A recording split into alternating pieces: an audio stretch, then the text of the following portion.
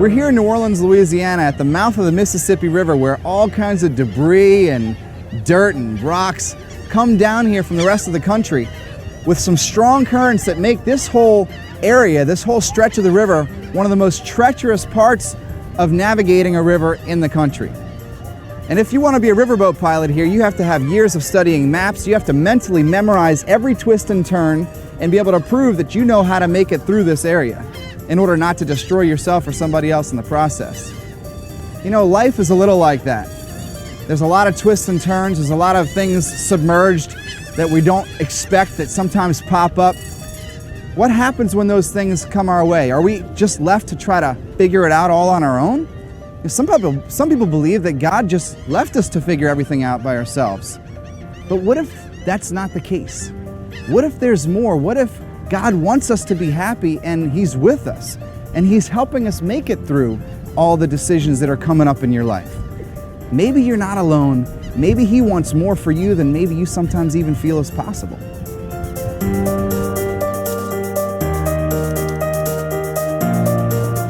So we've been shopping in Times Square. We've been driving Ferraris around a racetrack. We've even heard from some people who have had it all.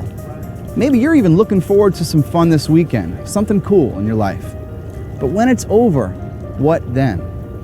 You know, I think that it's helpful for us as we look forward in our lives to kind of some of those twists and turns that we talked about that might be upcoming. It's helpful to look at some other people that have maybe found the happiness that we want.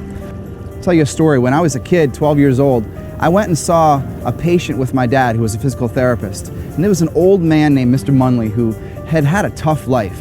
When this guy was 18 years old, in the prime of his life, he had a stroke. He had to struggle to work the rest of his life. He lived in a shack.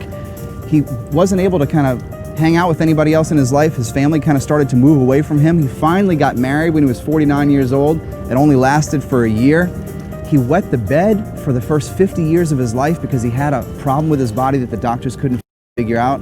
Shortly after that, the guy goes blind. He ends up in a nursing home. When I finally come to see him with my dad, who asks him every time he sees him, "Mr. Munley, how you doing?"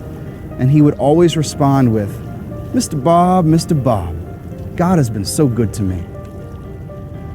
You might be like, how's that possible? I remember thinking that as a kid, like, are you serious? This guy can't be happy. What is there to be happy about? When we hear about people like that, what do they have in their hearts that we might be missing? As you might be thinking about some of the tough things in your own life, relationships that are maybe not what you want them to be, or maybe you failed a test this week, or maybe you got into a fight with your boyfriend or girlfriend, or maybe you've been just neglected. I want to encourage you to sit with the question that, is it possible that maybe, just maybe, God hasn't left us all by ourselves? But if we're honest with ourselves, can we ask the question, maybe the source of our happiness that He's moving us towards is Himself. Maybe He's the way to everything that we really desire in our lives.